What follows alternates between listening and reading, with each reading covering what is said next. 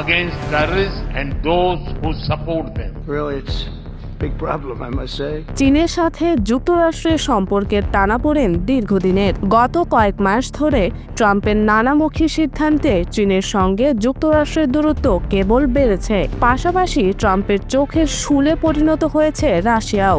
গত এক সপ্তাহে ট্রাম্পের ঘোষণা আর মন্তব্যে স্পষ্ট হয়েছে দীর্ঘদিনের মিত্রদের তালিকা থেকে কাটা পড়েছে ভারতও। Sort of didn't like that, and I said, well, if it's okay with you, then you and I do have a difference. ক্ষমতায় আসার আগে ট্রাম্প অঙ্গীকার করেছিলেন সারা বিশ্বের যুদ্ধ তিনি থামিয়ে দেবেন, কিন্তু থামানো তো দূরের কথা, উল্টো যুক্তরাষ্ট্র ইসরায়েলের সাথে মিলে ইরানে আক্রমণই করে বসে। এমন বৈশ্বিক রাজনীতিতে বিশ্বের সবচেয়ে ক্ষমতাশীল দেশ হিসেবে যুক্তরাষ্ট্রের সঙ্গে সুসম্পর্ক তৈরি করতে মরিয়া হয়ে ওঠে সব দেশ। তবে এবার বেঁকে বসেছে রাশিয়া, চীন, ভারত। ভারতের সঙ্গে চীনের সম্পর্ক ভালো না হলেও এবার যুক্তরাষ্ট্রকে এক হাত নিতে শি জিনপিংয়ের দরজায় কড়া নাড়ছে মোদি। আর যুক্তরাষ্ট্রের হঠাৎ রাশিয়া বিরোধী মনোভাবের জন্য পুতিনও মোদির মতো হাত বাড়িয়েছেন শি জিনপিংয়ের দিকে, যার জন্য অপেক্ষায় ছিল চীনও। এমন মন্তব্যই ভাসছে সমাজ পাতায়। кризису всей системы международных отношений. তবে বিশ্লেষকরা বলছেন রাশিয়া যদি ট্রাম্পের কথা না মানে তাহলে পুতিনের ভবিষ্যৎ খুব বেশি ভালো হবে না। আর ভারত যদি রাশিয়াকে না ছাড়ে তাহলে মোদির পরিণতিও হতে পারে ভয়াবহ। তবে চীনকে আপাতত খেপাতে চায় না যুক্তরাষ্ট্র। ফলে মোদির এবারের চীন সফর ভারতের জন্য বুমেরাং হতে পারে বলে আশঙ্কা করছেন অনেকে। শুল্ক নীতি নিয়ে যুক্তরাষ্ট্রের সঙ্গে টানাপোড়েনের মধ্যেই চীন যাওয়ার সিদ্ধান্ত নিলেন ভারতের প্রধানমন্ত্রী নরেন্দ্র মোদি। ৩১ আগস্ট চীনের তিয়ানজিন শহরে সাংহাই কোঅপারেশন অর্গানাইজেশনের শীর্ষ সম্মেলনে মোদি যোগ দেবেন।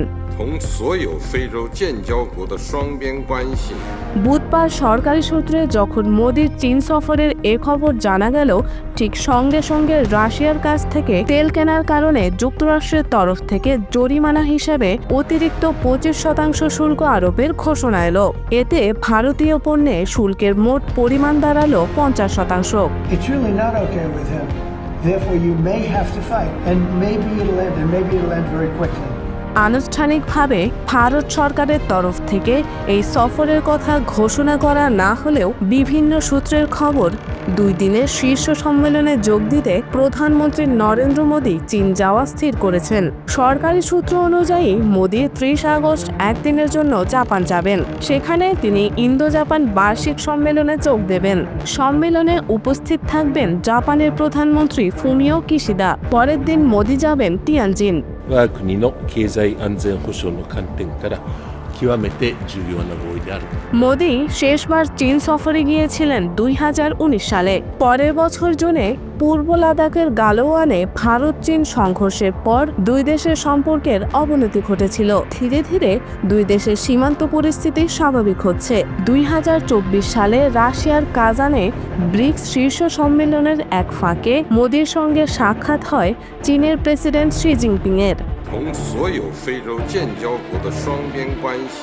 সে হিসেবে ভারতের প্রধানমন্ত্রী নরেন্দ্র মোদি দীর্ঘ 6 বছর পর চীন সফরে যাচ্ছেন। যুক্তরাষ্ট্রের সঙ্গে টানাপোড়েনের মধ্যেই তার চীন সফরের ঘোষণাটি বিশ্ব রাজনীতিতে নতুন মোড় আসছে বলে মনে করছেন বিশ্লেষকরা। মোদির এই সফর চলাকালীন চীন সফরে যাবেন রুশ প্রেসিডেন্ট ভ্লাদিমির পুতিনও। এ যেন আগুনে ঘি ঢালার মতো কর্মসূচি। ভারতীয় সংবাদ মাধ্যম এনডিটিভির খবরে মোদি আর পুতিনের চীন সফরের তথ্য জানানো হয়েছে।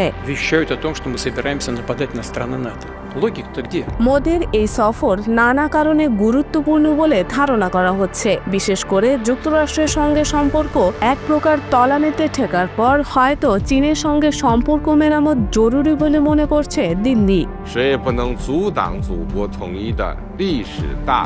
মার্কিন প্রেসিডেন্ট ডোনাল্ড ট্রাম্প ক্ষমতায় আসার পর বিশ্বের 3 ক্ষমতাধর দেশ চীন, রাশিয়া ও ভারতের সঙ্গে সম্পর্ক আরও শীতল হয়েছে। এই প্রেক্ষাপটে চীনে এই 3 দেশের শীর্ষ নেতাদের বৈঠক হয়তো নতুন কোনো দিশা দেখাতে পারে।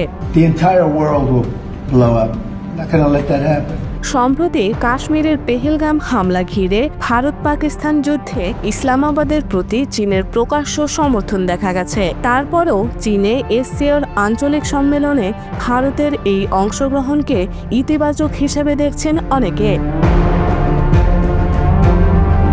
ধারণা করা হচ্ছে এসসিওভুক্ত দেশগুলোর সঙ্গে আলোচনায় আঞ্চলিক নিরাপত্তা, সন্ত্রাসবাদ এবং বাণিজ্য ইস্যু উঠে আসবে। ভারত চীন সম্পর্ক পুনরায় স্থিতিশীল ও সংলাপমুখী করতে উদ্যোগ নেওয়া হবে। সম্মেলনের ফাঁকে রুশ প্রেসিডেন্ট ভ্লাদিমির পুতিন ও চীনের প্রেসিডেন্ট শি জিনপিং এর সঙ্গে অপ্রাতিষ্ঠানিক বৈঠকের সম্ভাবনাও রয়েছে। Отношения между Россией и Соединенными Штатами начинают хоть в чем-то выравниваться. প্রসঙ্গত 2024 সালের অক্টোবরে রাশিয়ার কাজানে অনুষ্ঠিত ব্রিক্স সম্মেলনে ভারতের প্রধানমন্ত্রী নরেন্দ্র মোদী ও চীনা প্রেসিডেন্ট শি জিনপিং সাক্ষাৎ করেছিলেন। এরপর থেকেই দুই দেশের মধ্যে সীমান্ত উত্তেজনা কমাতে নতুন করে উদ্যোগ জোরদার হয়।